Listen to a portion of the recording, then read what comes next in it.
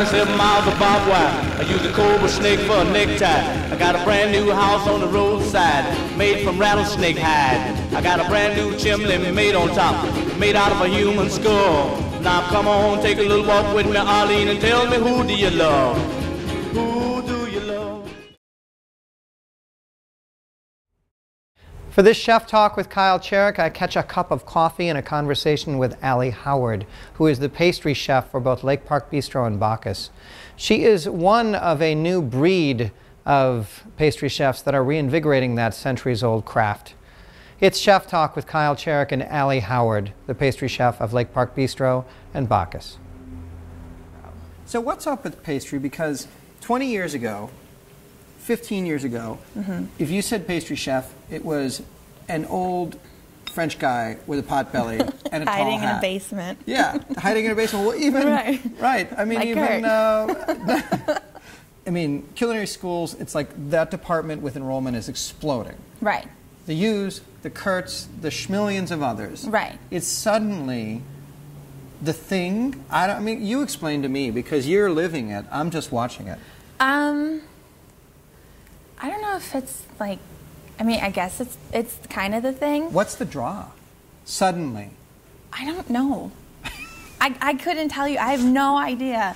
I think for me the draw was that it puts, you have that more artistic, creative behind it, right?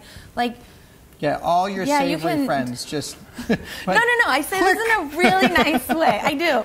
Well, you know, creating this, like, really delicate-looking pastry is different than cooking chicken perfectly. You know, and the way it's presented is... I don't know. They both have crispy different. outsides if they're perfect. Okay, well, that's true. But, you know, it's just a different... It's a more delicate side. There, we'll say it that way. It's more delicate than... creative. And I was one of those kids that was like thinking about maybe going to art school, so I guess I kind of just like pushed food and art and my love for baking, and that's what I decided I was going to do. But there's a lot of science, and it's very precise, and the precision behind it is what also drew me towards it, because I like the somewhat OCD-ness about it.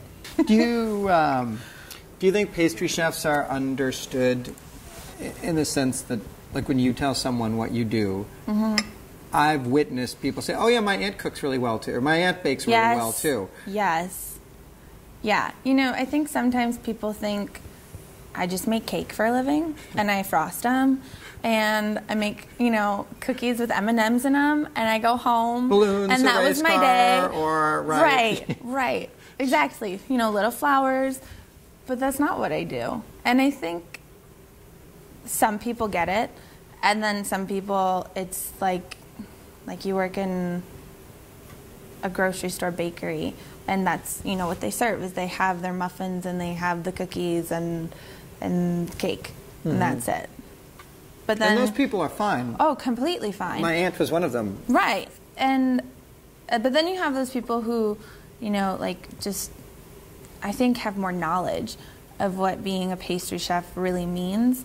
And for those people, you get